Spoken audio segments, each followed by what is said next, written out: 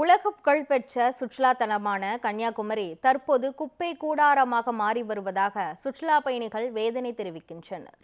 இந்தியாவின் தென்கோடி பகுதியில் அமைந்துள்ள கன்னியாகுமரி தினசரி ஏராளமான உள்ளூர் மற்றும் வெளிமாநில சுற்றுலா பயணிகளை ஈர்க்கும் முக்கிய சுற்றுலா தலமாகும். ஆனால் தற்போது கன்னியாகுமரி நகராட்சிக்கு உட்பட்ட பகுதிகளில் சேகரிக்கப்படும் குப்பைகள் சூரிய அஸ்தமன பகுதியான சன்செட் பாயிண்ட் அருகே கொட்டப்படுவதால் துர்நாற்றம் வீசுவதாக சுற்றுலா பயணிகள் புகார் தெரிவிக்கின்றனர்.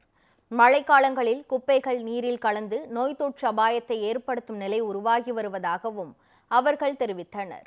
இதனால் நகராட்சி நிர்வாகம் தனி குப்பை கிடங்கு அமைக்க வேண்டும் என சுற்றுலா பயணிகளும் சமூக ஆர்வலர்களும் கோரிக்கை விடுத்துள்ளனர்.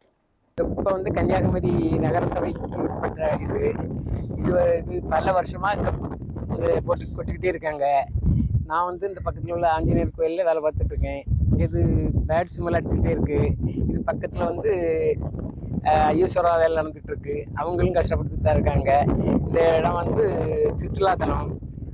சூரிய மறைவு பார்த்தீங்கன்னா பல ஊர்கள்லேருந்து வெளிநாட்டிலேருந்து ஆட்கள் வந்துட்டு இருக்காங்க. அவங்க வரும்போது முகத்தை சுழிச்சிட்டு போகிறாங்க. இதை மாற்றி கொடுத்தா நல்லாயிருக்கும்.